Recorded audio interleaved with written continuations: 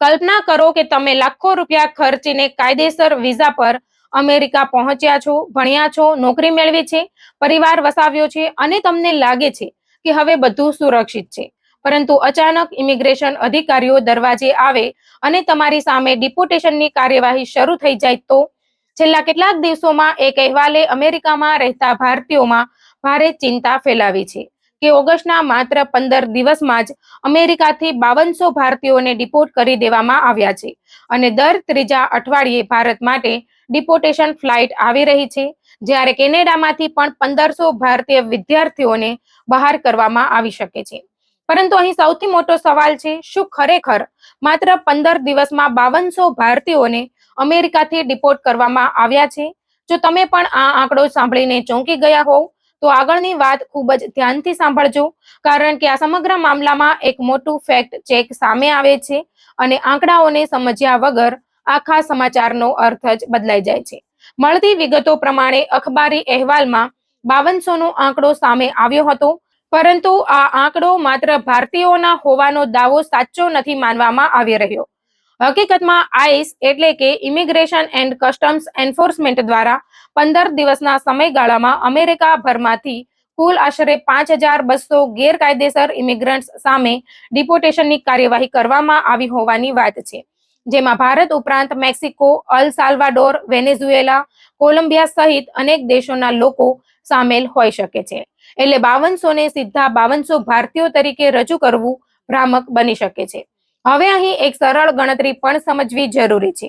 જો દર ત્રીજા અઠવાડિયે ભારત માટે ડિપોર્ટેશન ફ્લાઇટ આવતી હોય અને એક ફ્લાઇટમાં અંદાજે 150 થી 200 લોકો જતા હોય તો માત્ર 15 દિવસમાં 5200 ભારતીયોને ફ્લાઇટ દ્વારા ભારત મોકલવામાં આવ્યા હોવાનો દાવો વ્યવહારિક રીતે પણ ગંભીર સવાલ ઊભો કરે છે. એટલે અમેરિકામાં રહેતા ભારતીયો, ખાસ કરીને ગુજરાતીઓએ સૌથી પહેલા આ વાત સમજી લેવી જોઈએ કે 5200 નો આંકડો સાંભળીને ગભરાઈ જવાની જરૂર નથી, પરંતુ તેનો અર્થ સમજવો ખૂબ જરૂરી છે. હવે આવીએ એ મુદ્દા પર જે ખરેખર ચિંતાજનક છે. અમેરિકામાં હાલ ઇમિગ્રેશન એન્ફોર્સમેન્ટ કડક બની રહ્યું છે અને તેની અસર માત્ર સરહદ પાર કરીને ગેરકાયદેસર રીતે આવેલા લોકો સુધી મર્યાદિત રહેતી નથી. H1B, O1 જેવા વર્ક વિઝા ધરાવતા પ્રોફેશનલ્સ અને F1 જેવા સ્ટુડન્ટ વિઝા પર રહેલા વિદ્યાર્થીઓ પણ પોતાના ઇમિગ્રેશન સ્ટેટસને લઈને ખૂબ જ સાવચેત રહેવા પડે છે. ડોક્ટર હોય, સોફ્ટવેર એન્જિનિયર હોય, માસ્ટર્સ કરતો વિદ્યાર્થી હોય કે PhD કરી રહેલો ભારતીય હોય, વિઝાની શરતોનું ઉલ્લંઘન થાય તો કાયદાકીય મુશ્કેલી ઊભી થઈ શકે છે. અને અહીં જ સૌથી મહત્વની વાત આવે છે. અમેરિકામાં કાયદેસર રીતે રહેવાનો અર્થ એ નથી કે કોઈ પણ નિયમ તોડ્યા પછી પણ ઇમિગ્રેશનની ચિંતા કરવાની જરૂર નહીં રહે. તમારો વિઝા કાયદેસર હોય છતાં જો તમે તમારી વિઝા કેટેગરીની શરતોનું ઉલ્લંઘન કરો, અનધિકૃત કામ કરો અથવા અન્ય ગંભીર ઇમિગ્રેશન સમસ્યા ઊભી થાય તો કાર્યવાહી થઈ શકે છે. ઉદાહરણ તરીકે H1B કર્મચારીની નોકરી છૂટી જાય ત્યારે સામાન્ય રીતે ચોક્કસ શરતો હેઠળ 60 દિવસનો ગ્રેસ પીરિયડ ઉપલબ્ધ હોય છે, પરંતુ આ સમયગાળામાં શું કરવું અને શું ન કરવું તે સમજવું અત્યંત જરૂરી છે. નોકરી જતી રહી એટલે તરત જ કોઈ પણ રેસ્ટોરન્ટ, સ્ટોર અથવા બીજી જગ્યાએ રોકડમાં પાર્ટ ટાઈમ કામ શરૂ કરી દેવું સલામત નથી. H1B ની મંજૂર રોજગાર શરતો બહારનું કામ ગંભીર ઇમિગ્રેશન સમસ્યા ઊભી કરી શકે છે. એટલે અમેરિકામાં રહેલા ભારતીયો માટે આજનો સૌથી મોટો મેસેજ છે, નોકરી જતી રહે તો ગભરાશો નહીં, પરંતુ ઇમિગ્રેશન એટર્ની સાથે વાત કર્યા વગર અનધિકૃત કામ શરૂ પણ ન કરશો. હવે વાત કરીએ ટ્રાફિક નિયમોની. સોશિયલ મીડિયા પર એવા દાવા પણ જોવા મળે છે કે માત્ર રેડ લાઇટ ક્રોસ કરવા જેવા નાના ટ્રાફિક ઉલ્લંઘન બદલ ભારતીય વિદ્યાર્થીઓને સીધા ડિપોર્ટ કરી દેવામાં આવ્યા. અહીં પણ ખૂબ સાવચેતી જરૂરી છે. દરેક ટ્રાફિક ટિકિટનો અર્થ ડિપોર્ટેશન એવો નથી, પરંતુ ટ્રાફિક કેસ ગંભીર બને, ધરપકડ થાય, કોર્ટના આદેશોની અવગણના થાય અથવા અન્ય ઇમિગ્રેશન સમસ્યા સાથે જોડાય તો પરિસ્થિતિ અલગ બની શકે છે. એટલે અમેરિકામાં રહેલા ભારતીય વિદ્યાર્થીઓ અને પ્રોફેશનલ્સે એક વાત યાદ રાખવી, નાનો નિયમ હોય કે મોટો, સ્થાનિક કાયદાનું પાલન કરવું જ સૌથી સુરક્ષિત રસ્તો છે. હવે સોશિયલ મીડિયાની વાત કરીએ તો આ મુદ્દો પણ ખૂબ ચર્ચામાં છે. ફેસબુક, ઇન્સ્ટાગ્રામ અથવા એક્સ પર સરકારની નીતિની ટીકા કરવાથી જ કોઈ ભારતીયોને આપમેળે ડિપોર્ટ કરી દેવામાં આવે છે એવો સીધો નિયમ માની લેવો યોગ્ય નથી. પરંતુ ઇમિગ્રેશન અને સોશિયલ મીડિયા સંબંધિત તપાસના અહેવાલો સામે આવતા હોવાથી કોઈ પણ વ્યક્તિએ પોતાના પોસ્ટ, જાહેર નિવેદનો અને કાયદાકીય સ્થિતિ અંગે સાવચેતી રાખવી જોઈએ. ખાસ કરીને હિંસા માટે ઉશ્કેરણી, ધમકી અથવા અન્ય ગેરકાયદેસર પ્રવૃત્તિ સાથે જોડાયેલી સામગ્રી ગંભીર પરિણામ લાવી શકે છે. એટલે સરકારની ટીકા અને ગેરકાયદેસર પ્રવૃત્તિ વચ્ચેનો તફાવત સમજવો જરૂરી છે. હવે વાત કરીએ ડિપોર્ટેશનની પ્રક્રિયાની. અમેરિકાથી ડિપોર્ટ કરવામાં આવેલા કેટલાક લોકોને ચાર્ટર્ડ ફ્લાઇટ્સ મારફતે ભારત લાવવામાં આવ્યા હોવાના અહેવાલો ભૂતકાળમાં સામે આવ્યા છે. અને કેટલાક કિસ્સાઓમાં ડિપોર્ટીઓને હથકડી અથવા અન્ય નિયંત્રણોમાં રાખવામાં આવ્યા હોવાની તસવીરો અને અહેવાલોએ ભારે ચર્ચા જગાવી છે. 2025માં અમેરિકી લશ્કર વિમાન C-17 દ્વારા 104 ભારતીયોને અમૃતસર લાવવામાં આવ્યા હતા. એટલે કે 104 ભારતીયોને અમૃતસર લાવવામાં આવ્યા હતા.